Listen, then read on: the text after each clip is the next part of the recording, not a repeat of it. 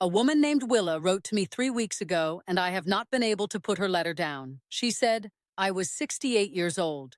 My husband had been gone for 40 days. And a tax bill arrived for an address I had never heard of, in a county we had never spoken about, for a house that had been locked since 1996. What was inside that house? And what it did to the man who tried to take it from her? I need you to hear this. She found it in a stack of mail she had been avoiding for 5 weeks. A property tax bill. The address on it was not her address. It was a house 43 miles away in Delwood County, Georgia, on a road called Fenner's Mill Road, and her husband's name was on it. And the account had been current every year without interruption since 1996. 27 years. He had paid it 27 times without saying a single word. His name was Gerald Marsh. The man who showed up at her door 11 days later, Owen Pruitt, estate liquidator, Pruitt Asset Solutions, had already been to the county assessor's office. He had a client. He had a number. He believed the widow would not know what she had. He was wrong, because the house on Fenner's Mill Road had been locked since the day her husband first turned the key, and no one had been inside it in 27 years, and what he had been placing inside it, 1 year at a time, one quiet Saturday at a time, was not what Owen Pruitt was expecting. The people who were in that courthouse watched Owen Pruitt understand what was in that house, in public, in front of people who knew him, with nowhere left to go. What happened to Willa Marsh, after 46 years of marriage, after a tax bill on a Tuesday morning, after a road she had never driven, is the reason I read every letter that comes to me. Stay with me. On the morning of November 14th, 2022, a Tuesday, 41 days after her husband of 46 years was buried in the churchyard on Magnolia Street in Harwick, Georgia, Willa Marsh sat down at her kitchen table with the stack of mail she had been moving from counter to counter for 5 weeks without opening, and she began to go through it. She was 68 years old. The stack was the particular accumulation of a household that has lost one of the two people who managed it. Sympathy cards mixed with bills, mixed with insurance correspondence, mixed with the catalogs and solicitations that continue arriving indifferently after a person dies, as though the mailing lists have not yet been informed. She had opened the sympathy cards in the first week because people had sent them and deserved acknowledgement. Everything else she had been moving from surface to surface because opening mail requires a kind of organizational intention that grief had temporarily suspended. She made herself tea. She sat down, she began. Most of it was what she expected. The electric bill, a letter from Gerald's pension administrator that she set aside for the attorney, a notice from the dentist about a cleaning appointment she had no intention of keeping, a solicitation from a roofing company, and then an envelope from the Delwood County Tax Commissioner's office addressed to Gerald W. Marsh, forwarded from a post office box she did not know her husband had maintained. She held it in her hands for a moment. Then she opened it. It was a property tax bill for the current year, due December 15th. The property address was 14 Fenner's Mill Road, Hartwell Township, Delwood County, Georgia. The account history showed that this bill had been paid in full every year, without late fees, without gaps, since the account was established in 1996. 27 consecutive years of payment. Gerald's name was the only name on the account. She read it twice. She set it on the table in front of her and looked at it the way you look at a document whose words you understand individually, but whose meaning you cannot yet assemble. Gerald had owned a house 43 miles away for 27 years. He had paid the taxes on it every year. He had never mentioned it. Not once. Not in 46 years of a marriage in which she had believed, without ever examining the belief, that she knew the shape of their shared life completely. She sat at the kitchen table for a long time. The tea went cold. She looked at Gerald's coffee mug on the counter, which she had not yet moved and could not yet move. And she looked at the tax bill, and she said, "Gerald, what did you do?" She called her friend Lena Foss that afternoon. Lena was 66 years old, with the particular quality of a person who has been a school teacher for 30 years and has therefore become constitutionally incapable of accepting incomplete information without asking the follow-up question. She arrived at Willa's kitchen in 20 minutes, read the tax bill twice, and said, "He paid it every year for 27 years. Yes, Willa said, and never said anything. No. Lena looked at her. Are you going? I don't know yet, Willa said. She did not know for 4 more days because on the 4th day, a Saturday, November 19th, a man came to her door. He was 58 years old, average height, in a dark jacket over a collared shirt, with a leather briefcase and the specific professional warmth of someone who has perfected the presentation of friendliness as a precursor to transaction. He introduced himself as Owen Pruitt, owner and principal of Pruitt Asset Solutions, a firm specializing in estate liquidation and property assessment. And he said he was there as a courtesy call regarding the property at 14 Fenner's Mill Road in Delwood County. He said he had been retained by a party with a long-standing interest in that property. He was careful not to name the party, and that he wanted to make sure Willa was aware of the situation and had the opportunity to consider her options before the matter became more complicated. He sat in the chair across from her in the living room. She had not offered the chair, she noticed later. He had simply sat in it. And he opened the briefcase and produced a folder and set it on the coffee table facing her and said, "Mrs. Marsh, I want to be direct with you because I think that's what the situation calls for. The property on Fenner's Mill Road has an interesting title history. There's a recorded lien on the property from 1994, predating your husband's acquisition, that was never formally discharged. My client believes there's a legitimate claim to that property that was simply never pursued, and in light of your husband's passing, they'd like to resolve it quietly and fairly rather than through a lengthy court process." He paused. "My client is prepared to offer $65,000 for a quitclaim deed, given that the house has been vacant for nearly 30 years and will require substantial investment to bring up to any kind of habitable standard. I think you'll find that's a fair and frankly generous valuation." Willa looked at the folder on the table. She did not pick it up. She looked at Owen Pruitt across the coffee table, and she was 68 years old and 41 days out from burying her husband, and she was tired in the way that grief makes you tired, which is a tiredness that sleep does not touch. And she was also, underneath the tiredness, beginning to feel something she had not felt in 6 weeks, which was a specific variety of cold alertness that arrives when you understand that someone is in your living room with a carefully constructed story, and they sat in your chair without being asked. She said, "I haven't been to the property yet." "Of course," Owen Pruitt said. "That's completely understandable. It's a long drive, and you've had a very difficult few weeks." He paused, and his voice took on the register of someone extending patience to a person he has assessed as unlikely to be troublesome. "I would just say that the longer these title questions go unresolved, the more complicated they tend to become. My client is genuinely trying to make this simple for you." "I'll be in touch," Willa said. She stood up. She did not show him to the door. He found it himself. When his car was gone, she went to the kitchen and she called Lena and she said, "I'm going on Monday." She drove to Fenner's Mill Road on Monday morning, November 21st, in the gray cold of a Georgia November that had decided for once to behave like November. The drive was 43 miles southeast of Harwick on Route 29, and then east on a county road that narrowed by degrees until it was 2 lanes, and then 1 lane, and then a gravel road with bare winter oaks on both sides that made a canopy over the road even with their leaves gone, the branches interlocking overhead so that driving under them felt like passing through a structure someone had built. The address resolved to a gate at the end of the gravel, a low iron gate in a stone wall padlocked, with a gravel drive beyond it that curved around a stand of cedars before arriving at the house. She could see the roof line from the gate.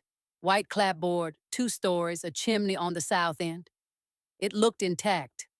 It did not look like a house that had been left alone for 27 years, It looked like a house that had been attended to.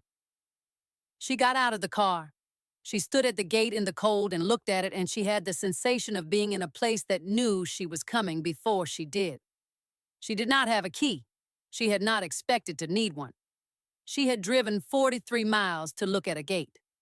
She walked the perimeter of the stone wall, which extended perhaps 100 feet on either side of the gate before meeting the tree line, and where the wall met the trees, there was a gap, not a break, but the stone ended and the trees began, and there was a space between them that a person could pass through.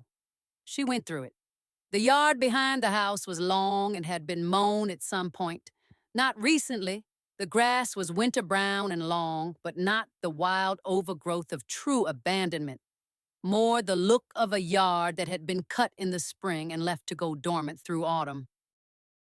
There was a kitchen garden bed along the south wall of the house, the soil turned, no plants, prepared for something that had not been planted yet or had been cleared for winter. She stood in the yard and looked at the back of the house. All the windows were intact, not one of them cracked or broken, which is not what 27 years of vacancy produces, unless someone has been checking them. The back door had a deadbolt lock. Below the deadbolt on a nail she almost missed because it was exactly the color of the weathered wood beside it, was a key. A single brass key on a plain ring, hanging as though recently placed, or as though placed a long time ago in the knowledge that a person would eventually come around to the back of the house and look. She stood in the cold yard and looked at the key for a long time. She took it off the nail. Her hands were steady, which surprised her. She unlocked the back door. The smell that came out when the door opened was the smell of a house that has been closed and preserved, not abandoned, dry and still, with something underneath it that was almost sweet, like the inside of an old cedar chest, like paper that has been kept somewhere dark and clean. The air was cold but not damp. She went inside. The kitchen was furnished. Not sheeted, not emptied. Furnished, with dishes in the cabinet and a cast iron kettle on the stove, and a wooden table with 2 chairs and a blue ceramic bowl on the center of the table that held, still and inexplicably, 3 smooth river stones and a folded piece of paper. She did not touch the paper yet. She went through the house. The front room had a sofa and 2 chairs and a floor lamp and a rug that had faded but was intact. The stairs held without protest. The 2 bedrooms were made up, beds with quilts, pillows, nightstands with lamps. The bathroom was clean. Everything was exactly as though someone had left in the morning intending to come back in the evening and had simply never returned. She went back to the kitchen. She sat down in one of the chairs at the wooden table. She looked at the folded paper in the blue bowl. It had her name on the front. Not Mrs. Marsh, not Willa Marsh, just Willa. In Gerald's handwriting, which she knew better than her own, the tall, careful letters of a man who had been taught penmanship in school and had kept it. Just her name. She picked it up. She held it in both hands. She did not open it. Not yet. She sat in Gerald's kitchen in the gray November morning, and she looked at the river stones in the blue bowl, and she thought about 27 years of a man she believed she knew completely, and she felt something she was not prepared for, which was not anger and not grief, but something that contained both and was also something else. The specific disorientation of learning that the person you shared your life with had a room in themselves you had never been shown. She was sitting like that, holding the letter, when she heard a car on the gravel. She went to the front window. A truck, a silver pickup, had pulled up to the gate. A man got out and tried the padlock and found it open because she had not closed it behind her, and he pushed the gate and began walking up the drive. Owen Pruitt. He had not called first. He did not look like a man making a courtesy visit. He looked like a man who had expected to arrive at an empty property and was revising his plan in real time. Willa put the letter in her coat pocket. She went to the front door and opened it before he reached the porch. "Mrs. Marsh," he said. He recovered quickly. She noticed that, the speed of his recovery, which told her something about how many situations he had needed to recover in quickly. "I happened to be in the county on another matter, and I thought I'd stop by. I see you made it out." "I did," she said. How did you know the address? Owen Pruitt looked at her with the expression of a man choosing between two answers and selecting the one that is easier to defend. It's a matter of public record, he said. The tax bill. The tax bill I received 6 days ago, Willa said, at a forwarding address for a post office box that wasn't public record. He said nothing. You'll need to leave, she said.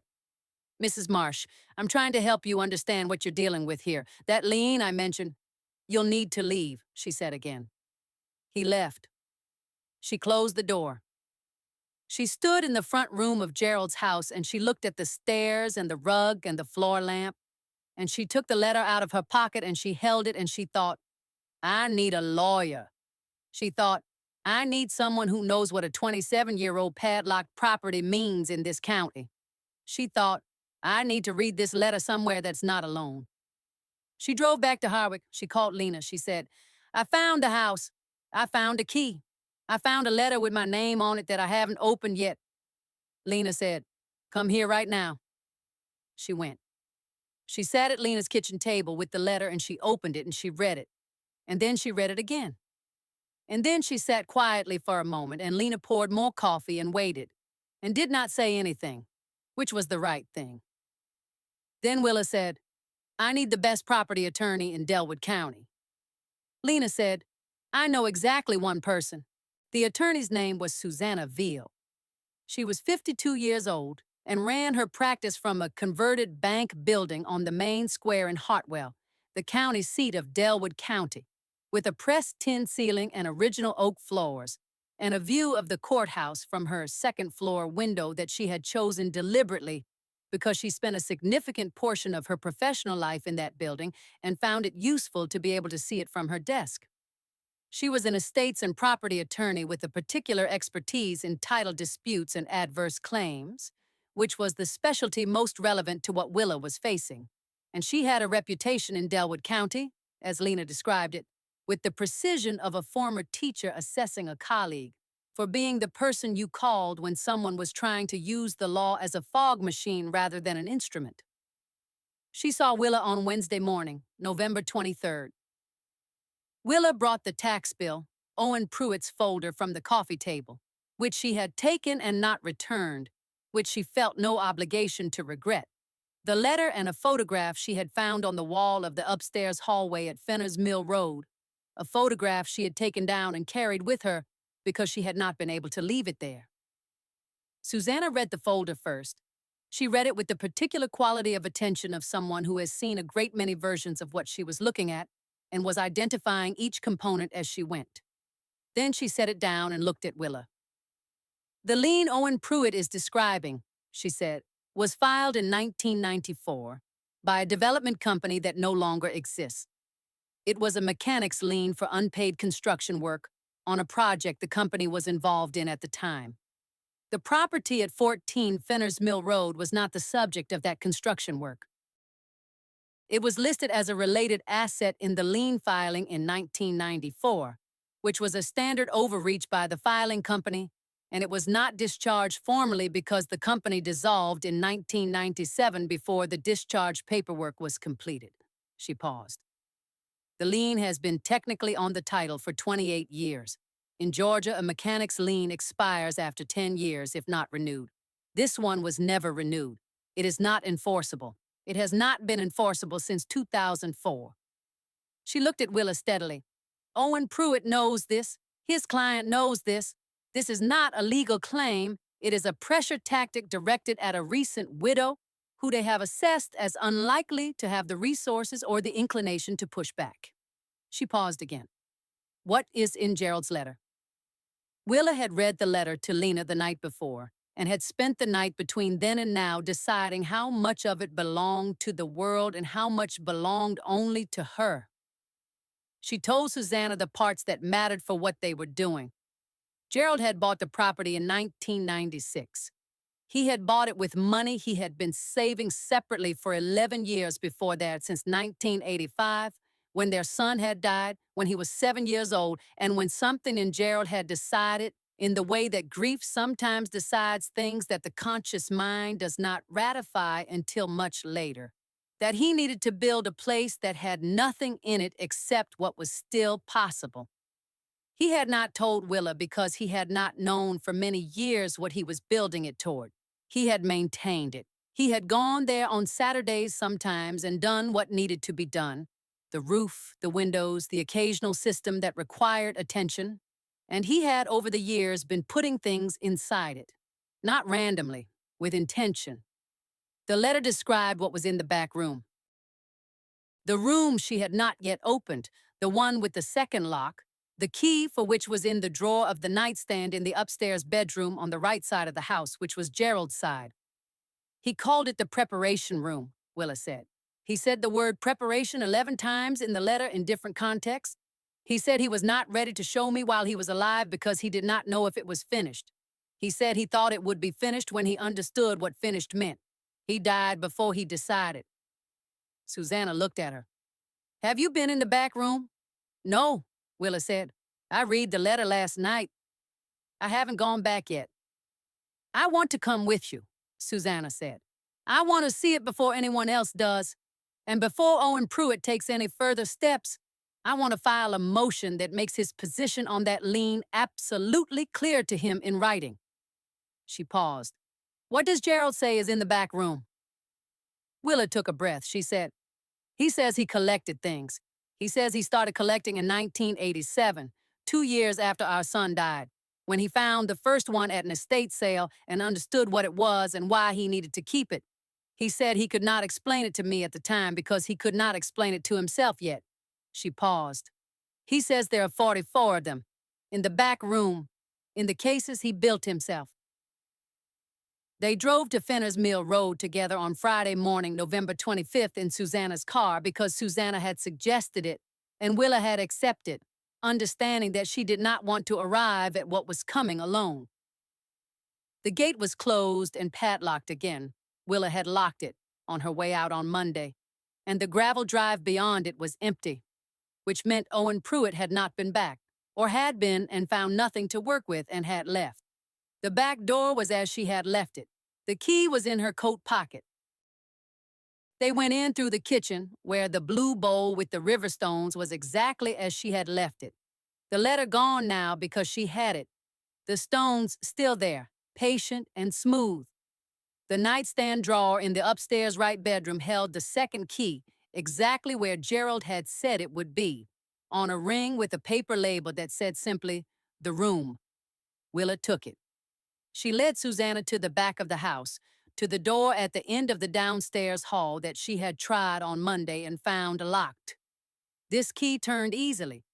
The room behind it was perhaps 20 by 20 feet, with a low ceiling and a single window on the north wall and built-in shelving along 3 walls, floor to ceiling, constructed with the care of a man who had built things with his hands his whole adult life and understood that shelving built to hold something specific should be made for that thing. On the shelves were wooden cases, flat, rectangular, approximately 30 inches by 23 inches deep, made of a pale, unstained wood she would later learn was white ash, each one with a small brass latch on the front and a paper label on the narrow spine in Gerald's handwriting. There were 44 of them, as Gerald had said, 44 cases, on shelves that had been built for exactly 44 cases, filling 3 walls of a room that smelled of cedar and linseed oil and the specific clean dryness of a well-maintained enclosed space. Susanna stood in the doorway and did not speak for a long time. Then she said, "May I?" Willa nodded. Susanna crossed the room and lifted the first case from the shelf and set it on the work table in the center of the room and opened the latch and raised the lid. Inside, on a bed of acid-free foam, was a watercolor. Unframed, perhaps 16 by 12 inches, depicting a river bend and the trees above it in autumn color. Not a famous autumn, not a grand landscape, but an intimate one. The kind of scene you would walk past 100 times before you understood it was extraordinary. In the lower right corner, in pencil, a signature and a year, E. Holt, 1923. Willa looked at it. She did not know what she was looking at in any technical sense. She knew what she felt. which was the sensation of looking at something made by someone who had understood something specific and had had no other way to show it. She said, "He never told me he collected anything." "He didn't collect anything," Susanna said quietly. "That's not what this is." She was looking at the case with an expression that Willa could not fully read. Professional restraint over something that was not entirely professional. "What is it?" Willa said. Susanna closed the lid carefully. She looked at Willa. "I need to call someone," she said.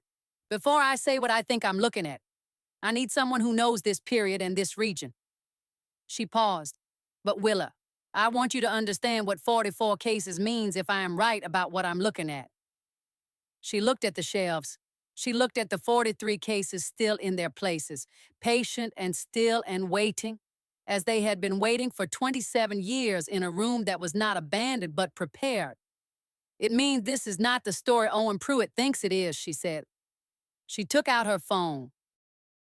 And Willa sat down on the floor of the back room of the house on Fenner's Mill Road, not in a chair, because there was no chair in the room, and not because her legs gave way, but because the floor felt like the right place to be while she waited. And she held her coat closed against the cold, and she looked at the 44 white ash cases on their shelves, and she thought about Gerald on a Saturday in 1987. At an estate sale she had not attended because she had been at home with their daughter, who was 2, finding the first watercolor in a box of miscellany and understanding what it was before he could explain it. She thought about him driving it here, to this house he had not yet bought, to a property he had not yet decided to acquire, in the early year of a plan he could not yet articulate. She thought about 27 years of Saturdays, and then she did what she had to do, which was the thing she had been doing and not doing since she found the tax bill. She said it out loud, to the room and to Gerald and to no one, because silence had been making it heavier and it needed to be lighter. She said, "I am afraid you were wrong about me. I am afraid that whatever is in these 44 cases is something I am not equipped to protect. That there are people with resources and authority and the specific kind of confidence that comes from never having had to doubt themselves, and that I am a 6 to 8-year-old woman who has been widowed for 6 weeks and who cannot tell a significant watercolor from a competent one, and that by the time I understand what I have, it will already be gone. I am afraid that Owen Pruitt was right in the way that people like Owen Pruitt are right about practical things, that the longer these situations go unresolved, the more complicated they become. And that complicated is what happens to things that belong to people who do not know how to fight for them. And I have never had to fight for anything in my life because you were always the one who knew how to make a wall between us and the things that came. I am afraid you built something I cannot carry. I am afraid you spent 27 years preparing for a version of me that doesn't exist yet." She stopped. She sat with it. The room was quiet, and the cases were still on their shelves. And the one case open on the work table held E. Holt's River Bend in Autumn with its particular light, the light of someone who had looked at something until they understood it. She thought about the key on the nail by the back door. She thought about a man who had known 27 years ago that someone would eventually come around to the back of the house and look. She thought about Gerald leaving the key exactly where she would find it if she was paying attention, and thinking about her paying attention and trusting that. She pushed herself up off the floor.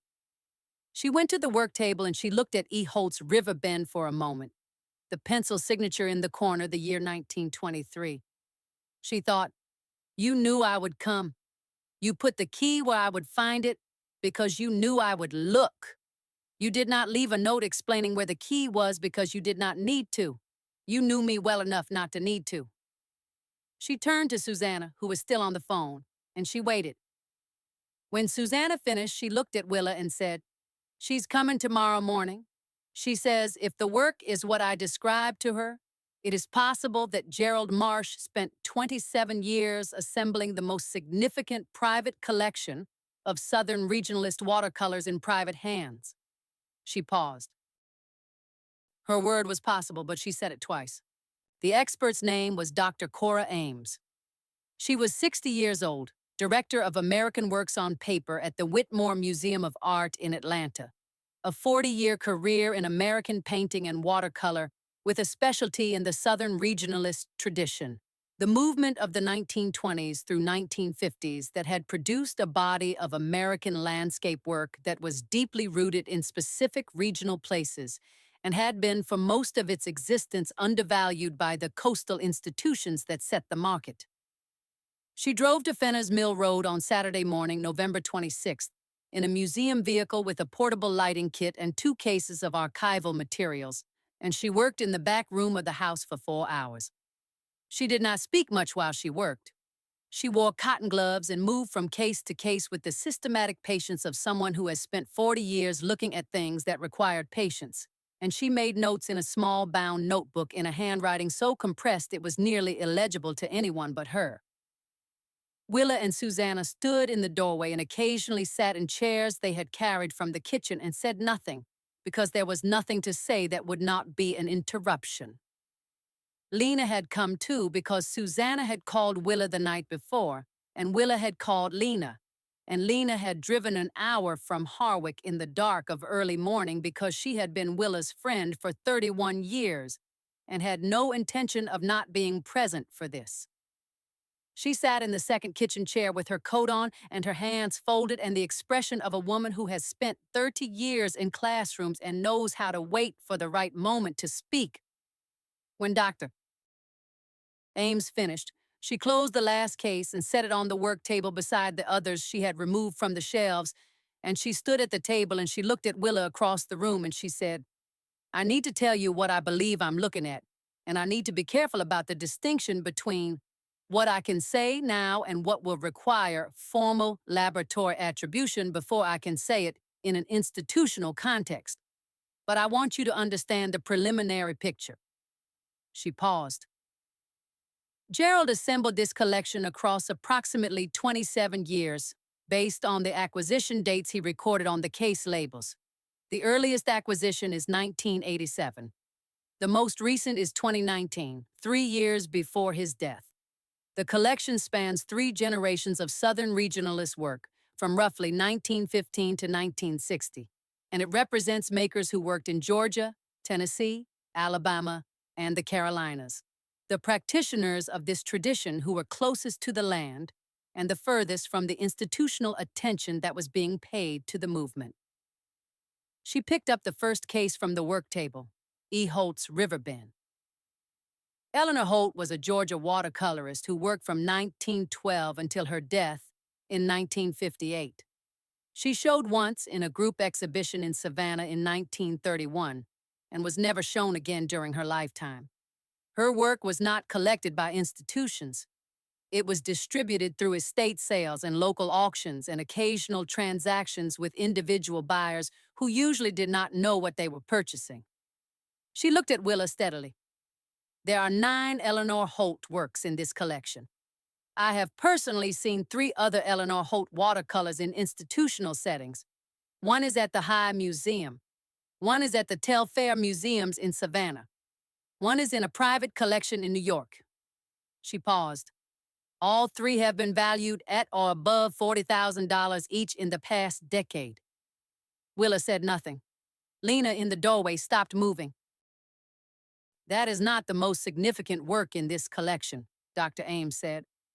Gerald also acquired 6 works by Thomas Pruill, no relation to the man who came to your door, who was an Alabama painter working from 1920 to 1949, and who is, in the scholarly literature of Southern regionalism, considered a figure of major importance who has been chronically overlooked because his work remained in private hands in Alabama and never entered the national market. A single Pruill came to auction in 2018 at the Atlanta Auction House and sold for $220,000.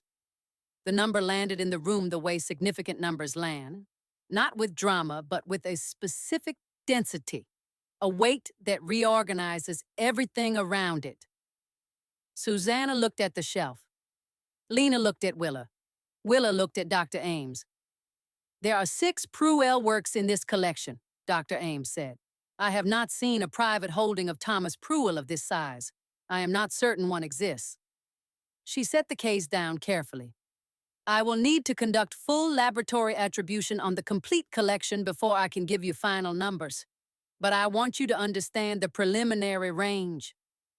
She looked at Willa with an expression that was careful and professional, and underneath it was the specific quality of someone who has been waiting a long time for a discovery of this kind and is working very hard to remain composed about it. My preliminary estimate for the collection as a whole is between $3 and $5 million, with the Pruell holdings alone accounting for the majority of that range. My professional opinion is that the full attribution process and the institutional attention that will follow it will push those numbers considerably higher. The room was very quiet. Dr. Ames looked at the 44 cases on their shelves and said, almost to herself, he knew what he was doing. Every acquisition, every date, every case he built. He knew exactly what he was assembling. Then her phone rang. She looked at the screen. It's the museum, she said. I need to take this. She stepped into the hallway, and Willa sat down on the floor again. Not out of grief, not out of inability to stand, but because the floor was where she had been when she understood she could do this, and she wanted to be there again when she understood what doing it had meant. She sat and looked at the 44 cases and thought about Gerald. She thought about a man who had lost a son in 1985 and had spent the following 2 years moving through a grief that he had not known how to show anyone, including her. She thought about him finding the first Eleanor Holt at an estate sale in 1987 and understanding something. She had his letter and she had read it many times now, and she still was not entirely certain she understood what he had understood, but she thought it was something like, there are things the world dismisses that are not dismissible, and someone should keep them. She thought about 27 Saturdays a year for 27 years, though of course it had not been every Saturday. Of course there had been gaps and intervals and the years when he had not been able to come, but even at half that number, even at a fraction, and she thought about what it means to do a thing quietly and privately for 27 years, because you are not yet ready to explain it, because the explanation requires a level of completeness the thing does not yet have, because you are building towards something and you will show it when you know what it is. She thought about Gerald leaving the key on the nail by the back door and the knowledge that she would eventually come around to the back of the house and look. She thought, he knew me, and he trusted me before I knew what he was trusting me with. And then she heard a car on the gravel and she stood up. The formal proceedings were held on January 9th, 2023, a Monday, at the offices of Susanna Veal on the main square in Hartwell. The parties were Willa Marsh, represented by Susanna, and Owen Pruitt's client, whose name turned out to be a development holding company called Aldine Property Partners, incorporated in Delaware, with no local footprint beyond this specific claim, represented by a commercial real estate attorney from Savannah, who had driven 2 hours for a meeting that would last 40 minutes. Cora Ames was present. Lena Foss was present, sitting in the corner with her reading glasses and the expression of a woman who has been a school teacher for 30 years and has no patience for incomplete or inaccurate assertions. Owen Pruitt was present, seated beside his client's attorney in a suit that was slightly too formal for a county office's meeting, which told Willa something about how he had expected the morning to go. Susanna presented the title analysis first. The mechanic's lien, its filing date, its expiration under Georgia law in 2004, its non-renewal, its current complete unenforceability. She presented the title chain from 1996 through the present, clean and uncontested, except for this lien, which was no longer a lien in any operative sense. She presented the trust instrument Gerald had filed in 2001, which Susanna had found in Gerald's papers, naming Willa as the sole beneficiary of the property at 14 Fenners Mill Road, meaning the property had been specifically designated for her, in writing, filed with the county for 21 years. The commercial real estate attorney from Savannah made 2 arguments. Susanna addressed them both in under 4 minutes. Then she nodded to Cora Ames, who opened her briefcase and produced the preliminary assessment, 12 pages institutional letterhead from the Whitmore Museum doctor. Ames's credentials and 40 years of attribution work listed at the head, and placed it on the table and slid it to the center. Owen Pruitt's attorney picked it up. He read the cover page. He read the first 3 pages. He set it down. Owen Pruitt leaned over and read the first page. He looked up. He looked at Willa across the table. He had the expression of a man who has spent 25 years in a profession that rewards the ability to read situations quickly and who has just understood, with the specific unpleasantness of that clarity, that he had read this one completely wrong. He said, not to the room but to Willa specifically, and not with the practiced warmth of his first visit, but with the specific directness of a man who no longer had a strategy to protect. You had no idea what was in that house? No, Willa said. She looked at him steadily across the table. But he did. She let that sit for a moment. Then she said, and he left it to me. 7 words, not an argument, not a challenge. The statement of a fact that had been true for 21 years and did not require Owen Pruitt's understanding to remain true. Owen Pruitt opened his mouth. Susanna said calmly, looking at her notepad, I think we're finished here. The client's attorney from Savannah agreed. They were, in fact, finished. The Aldine Property Partners claim was formally withdrawn the following week. The title to 14 Fenner's Mill Road was confirmed clean, and in Willa's name, the trust instrument formally settled, the property fully hers in every legal sense it had been hers informally for 21 years. Owen Pruitt left the meeting without speaking again. At the door, he paused. He looked back at Willa. She looked back at him. Whatever calculation he was making, he finished it and let it go and walked out. Lena was out of her chair before the door closed, which was the fastest Willa had seen her move in years. The full attribution process for the Gerald Marsh collection was completed by the Whitmore Museum's Conservation Department in collaboration with 2 external specialists in March 2023, 4 months after the discovery. The collection was formally valued at $4.7 million, with the 6 Thomas Pruell watercolors alone accounting for $2.1 million. Dr. Ames had been right that the full process would push the numbers above her preliminary estimate. She had understated it in the end, because 3 of the other makers in the collection turned out to have institutional profiles that the preliminary assessment had not captured. Artists whose work had entered the academic literature in the years between Gerald's acquisitions and his death, whose value had been rising in exactly the market Gerald had been watching. The collection was acquired in its entirety by the Whitmore Museum of Art in June 2023 for $4.7 million, under an agreement that Willa and Susanna had negotiated over 3 months with 3 conditions Willa had insisted on and would not negotiate away. The collection would be held intact. It would be exhibited as a unified body of work. And it would be named the Gerald Marsh Collection of Southern Regionalist Works on Paper, Harwick, Georgia. The museum had suggested other names. Willa had said no each time, simply and without elaboration, and Susanna had noted each refusal in the record, and eventually the museum had agreed because the work was worth agreeing for. Willa went to the house on Fenner's Mill Road for the last time the weekend before the museum's transportation team arrived to collect the collection. She went alone. She let herself in through the back door, which she would lock for the last time when she left.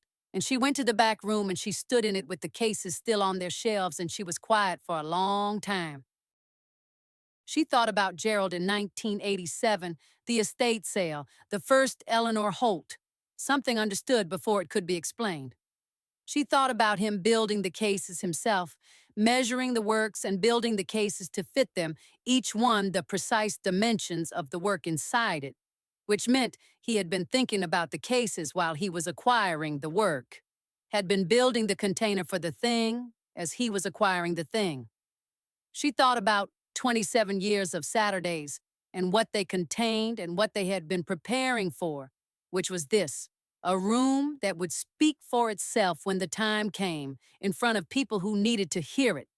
She thought about the key on the nail. She thought, he knew exactly where to leave it. He knew exactly how I look for things. He knew I would go around to the back. On the drive home, she thought about what to do with what remained after the acquisition: the house itself, the furniture, the blue bowl with the river stones, the quilts on the beds. She thought about it for 3 weeks before she understood what it was for. In October 2023, Willa established the Fenner's Mill Road Fund through Susanna Veal's office, capitalized at $350,000, specifically for widows in Delwood County and the surrounding region who had received property or assets from their husbands' estates and had been approached by buyers or liquidators in the period immediately following the death, the window of 6 weeks to 6 months when a widow is most likely to accept the first number offered, because she is too tired and too lost to ask what the right number is. The fund provided legal representation through Susanna's office and, where needed, independent appraisal and expert assessment, so that no woman in that window would have to take Owen Pruitt's word for what she had. The first recipient was a woman named Mabel Tuck, 70 years old, from a farm outside the town of Reed's Crossing, whose husband had left her 12 acres of bottomland that a development company had been pursuing for 2 years before his death and had returned to pursue within a month of his funeral, telling her the land was marginal and wet and not worth what it was being assessed for. The land was neither marginal nor wet. It was a wetland easement that a conservation organization was prepared to pay significantly to preserve, and the development company had been hoping to acquire it before Mabel found that out. Mabel Tuck called Willa when it was over. She said, "I want to know how you knew not to sign." Willa thought about a tax bill in a stack of mail she had been avoiding for 5 weeks. She thought about a key on a nail. She thought about a man who had left her a trail he trusted her to follow. She said, "My husband spent 27 years trusting me with something before I knew what it was. When the time came, I decided to trust him back." Gerald Marsh spent 27 years building something he was not yet ready to explain. He drove 43 miles on Saturdays and put things on shelves in a room he had built for the purpose and paid the taxes every year and said nothing because he was not finished, because he didn't know when finished would arrive, because some things take longer than a lifetime to understand, and he was working on it until he wasn't. What he built was a room. What it was for was Willa. That is a particular kind of love, the kind that works entirely without acknowledgement. Every letter I receive reminds me of the same thing. The people the world gives up on are often the ones who were worth the most all along. If someone has ever trusted you with something before you understood what it was, leave me a comment. I want to hear about it. And if this one stayed with you, stay with this channel. There are more letters. There always are.